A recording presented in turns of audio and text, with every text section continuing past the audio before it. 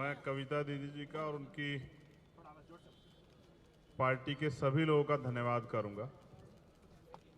एक धन्यवाद तो आज के लिए और एक धन्यवाद पहला कि जब इस देश की सरकारें किसी के विरोध को बर्दाश्त ना करें और उसकी हत्या पे उतर आएं और आपके उस बुरे समय में कोई आपके साथ खड़ा हो। मुझे कहने में कोई परहेज नहीं है कि जब 21 तारीख का हम लोग दिल्ली में प्रोटेस्ट कर रहे थे, मेरी एक बार की बात पे दीदी ने अपनी पार्टी के 4 मेंबर ऑफ पार्लियामेंट को वहां भेजा और अन्याय के खिलाफ उस आवाज को बुलंद किया, जिसको आज हम देख रहे हैं कि देश भर में किस तरह से लड़ने वालों के साथ अन्याय किया जा रहा है, किस तरह से CBI, ED, income tax, NIA, झूठे मुकदमे, जेल, जो लोग देश के लिए लड़ रहे हैं उनको डराया जा रहा है। फिर उन्होंने मुझे इनवाइट किया था कि एक दिन घर आना पड़ेगा खाना खाने के लिए। तो हैदराबाद का खाना भी बड़ा मशहूर है, लेकिन उससे अच्छा ये है जो हमारे पीछे हम लोग देख रहे हैं। इसकी टोटल ऊंचाई है 175 फीट, टोटल नीचे से लेके ऊपर तक। अच्छी बात यह है तेलंगाना में कि सिर्फ यहाँ बाबा साहब अम्बेडकर की स्टैचू नहीं लगाई गई, उनके विचारों पे भी कि ये वंचित वर्गों को अपलिफ्ट करने के लिए भी बहुत बड़ा काम हो रहा है।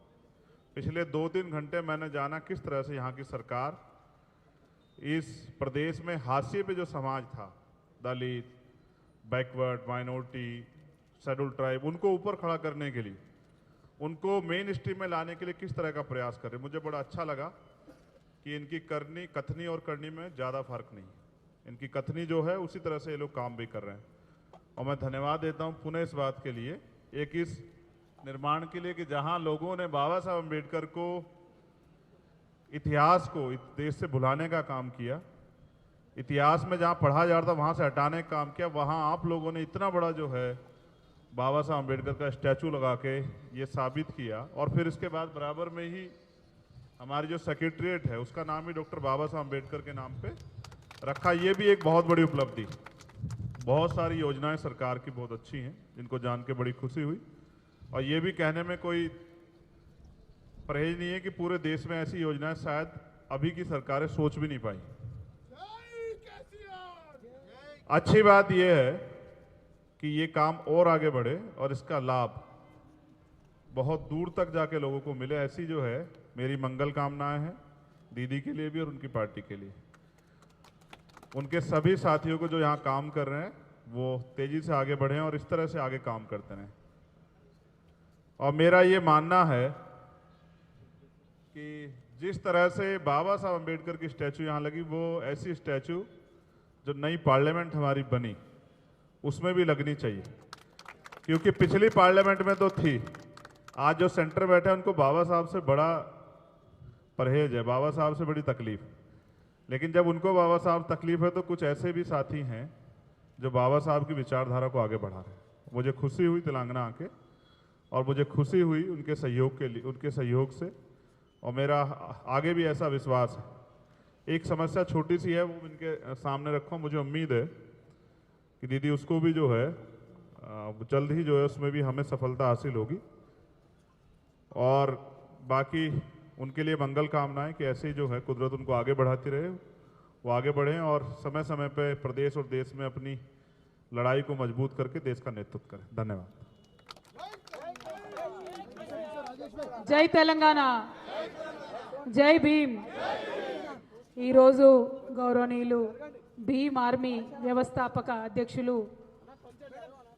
చంద్రశేఖర్ ఆజాద్ గారిని హైదరాబాద్ రావాల్సిందిగా, దేశంలోనే ప్రపంచంలోనే అత్యంత ఎత్తులో ఉన్నటువంటి బాబాసాహెబ్ అంబేద్కర్ గారి మూర్తిని దర్శించవలసిందిగా, అలాగే గౌరవనీయులు పెద్దలు మన ముఖ్యమంత్రి వర్యుల్ని కూడా కలవడానికి ఆహ్వానం పంపడం జరిగింది.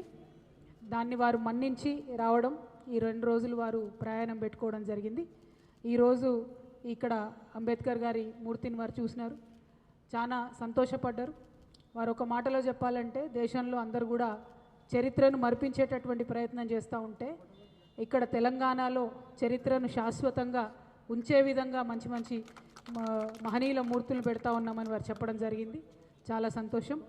हम आपका तेलंगाना में स्वागत करते हैं आज़ाद भाई, बहुत अच्छा लगा आप आए और हमारे तेलंगाना के सारी जनता की दुआ आपके साथ है। आपको कुछ नहीं होगा, कोई आपके ऊपर हाथ उठाएंगे तो हम सभी 4 करोड़ लोगों के हाथ आपके रक्षा के लिए आगे बढ़ेंगे। हम सभी आपके साथ हैं, आप आगे बढ़िए, क्योंकि जब भी कोई आवाज़ उठाता है पिछड़ों के लिए तो उनकी आवाज़ बुलंद करने के लिए हम सबको मिलके काम करना चाहिए। तो आपकी आवाज़ बुलंद करने के लिए हम आपके साथ खड़े हैं।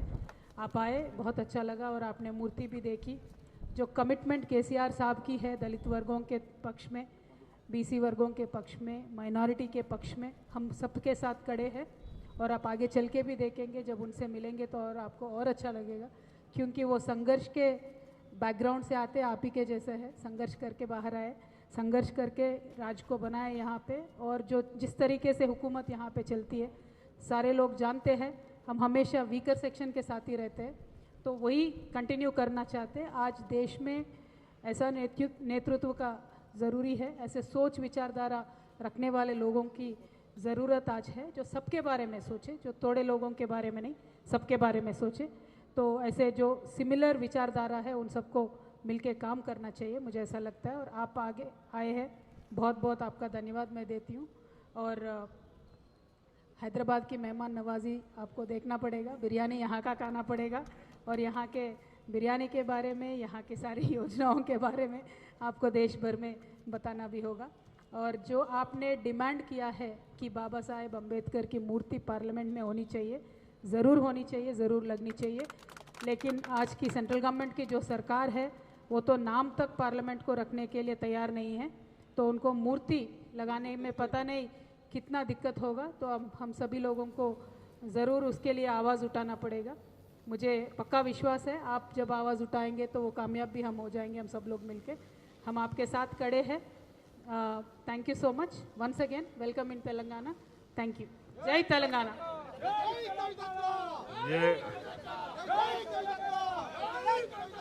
ये एक अच्छी बात है। मैं पुनः उनके समर्थन का धन्यवाद देता हूं, और मैं ये भी बता देता हूं कि जब कोई ईमानदार लड़ाई लड़ता है उसको ज़्यादा कुछ होता नहीं है, दुश्मन प्रयास कर सकते हैं। आप लोग भी ऐसी लड़ाई यहाँ लड़ रहे हैं, मेरी मंगल कामनाएं केसीआर साहब के लिए भी। और यहाँ जो हमारी भीम आर्मी की टीम है उनको भी बहुत बहुत धन्यवाद, और तेलंगाना की पूरी जनता को मैं दिल से धन्यवाद देता हूँ।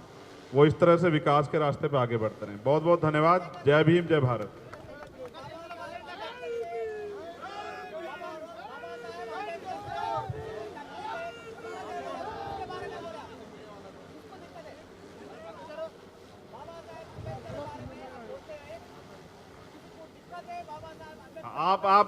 आप जिनको आजादी से पहले दिक्कत थी उनको आजादी के बाद भी दिक्कत है। जो जीते जी बाबा साहब की शव यात्रा निकाले आरएसएस के लोग, उनको आज भी दिक्कत है, उन्हीं को दिक्कत है। वरना इस देश की महिलाओं को अपलिफ्ट करने के लिए उन्होंने कानून मंत्री के पद से इस्तीफा दिया सेंटर से, इस देश के पिछड़ों के लिए, इस देश के वंचित वर्गों के लिए।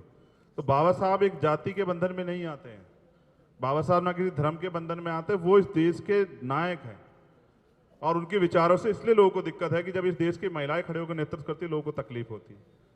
जब इस देश की बेटी पढ़ के डॉक्टर, इंजीनियर, आईएएस, आईपीएस बनती है लोगों को तकलीफ होती है। अब वो समय नहीं रहा है, ना अब सामंतशाही चलेगी, ना ही जो है अब पूंजीवाद चलेगा। अब जो है भाईचारे से लोग आगे बढ़ेंगे, और उसको बढ़ाने के लिए बहुत सारे लोग काम कर रहे हैं। मेरा ये मानना है कि अम्बेडकरवाद बहुत एक ऐसी विचारधारा जो सबको साथ लेके चलती है, और हम इसलिए अम्बेडकराइट। इससे बुरा नहीं हो सकता है जिन्होंने वो वीडियो देख ली हो। पहली बात तो जो जिनके घर में, जो उनके यहाँ परिवार है, वो उस वीडियो को पूरा देख नहीं सकते हैं। और जिन्होंने देखी होगी, मेरे जैसे लोग, उनको नींद नहीं आई, एक नहीं कई कई रात। हम बच्चे इसलिए नहीं पैदा कर रहे हैं अपने घरों में कि कल उनके साथ इतना बड़ा अन्याय हो, और इस अन्याय के पीछे सरकार खड़ी है। हम सब लोग जानते हैं कि किस तरह से सरकार को पता है 2-2 महीने पुरानी घटनाओं पर कार्रवाई नहीं हो रही। तो सरकार को ये सोचना चाहिए, प्राइम मिनिस्टर को ये जवाब देना चाहिए, भाग के कहाँ जाएंगे, उनको जवाब देना चाहिए। देश की बेटियों का सवाल है, देश की बेटियों के मामले में लोगों में बहुत गुस्सा है, और लोग जवाब देना पड़ेगा।